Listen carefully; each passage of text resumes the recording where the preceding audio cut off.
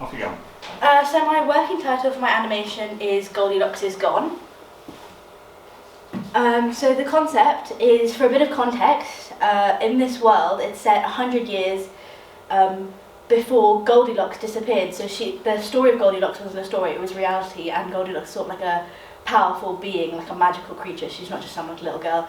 She disappears and she takes all of the perfect magic with her, so that means that everyone's food is like too hot or too cold, or no one's bed's ever comfortable. So fast forward 100 years is where the main characters come in, and they decide that they've heard of this legend of the magic porridge bowl, and that will restore all of the perfect magic. So they decide, we're going to go on a mission, and we're going to go to the island that it's prophesied to be in, and we're going to try and find it. So they go and set sail.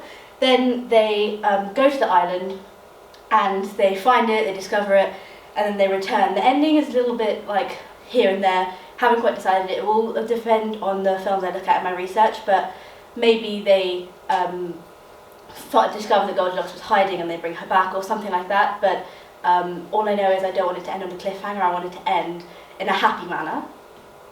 So the main characters are going to be like an iconic duo. There's going to be a very overly optimistic, sort of like Poppy from Trolls, main guy, and then he's going to have like a witty, slightly sarcastic, maybe even disgruntled, sort of getting dragged along for the ride, sort of character like Archimedes from Merlin.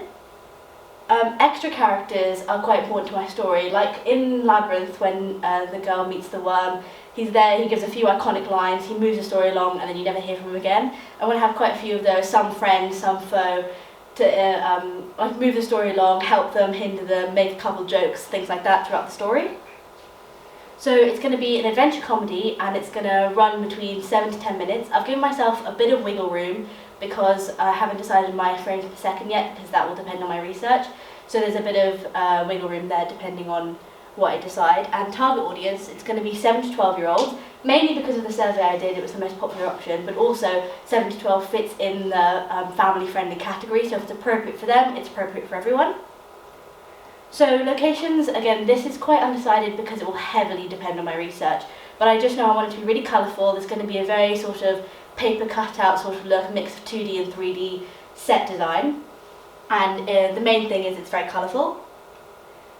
So this is the main inspiration. This book, After the Fall, is about Humpty Dumpty after he falls off the wall, and it basically took my concept of characters going on a journey and turned it into a story where it was set in a world where Goldilocks was real.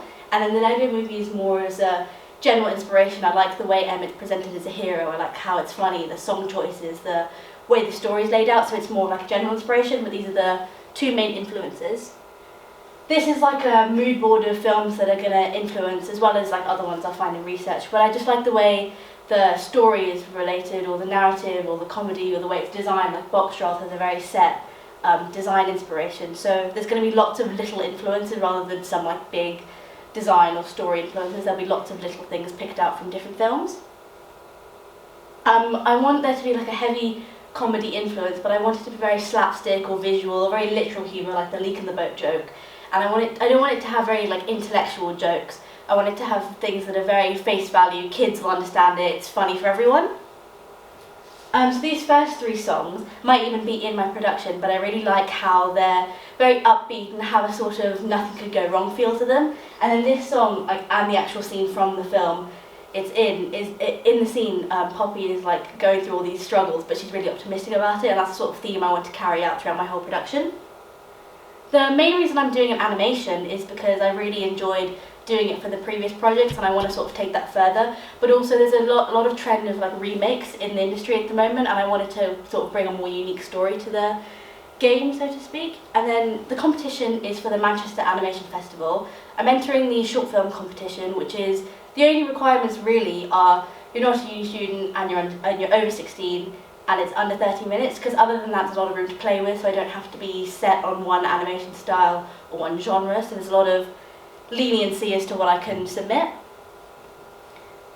My main thing I want to research is the technicalities, so there's a lot of new skills I want to learn for this production, so I'm going to have a lot of focus on that in my research. But I also want to look at narrative, because I want to have a really coherent beginning, middle, end structure to the narrative.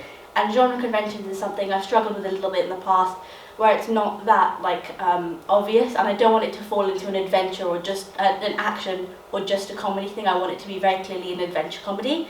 So that's something I'll look into. And lastly, stylistic choices. I want there to be a very clear like design and theme to my visuals, so I want to look at that.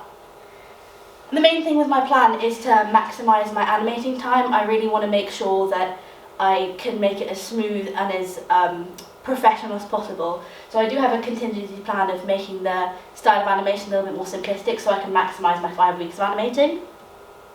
And that's everything. Thanks for listening. Has anyone got any questions? Abby?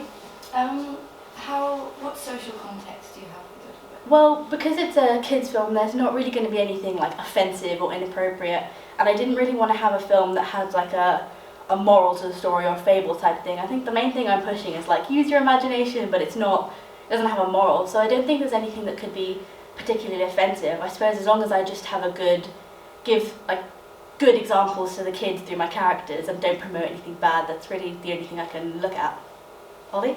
Does your film festival which you've chosen, does it contain any rules on copyright? Because I know some of the songs you listed there might have had copyright. It didn't have anything on the website, and I looked at some of the previous winners, and some of them have used like stuff that was in the chart, so I don't think there is.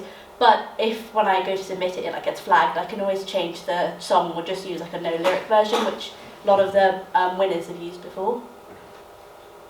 So you've done quite a few animations before. Mm-hmm. What issues have you faced with them, and how will that help prepare you for doing a much longer one this time?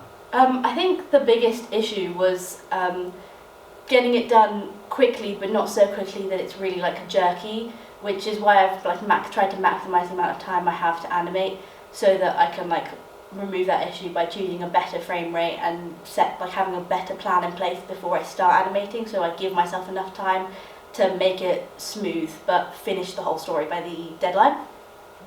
Yes.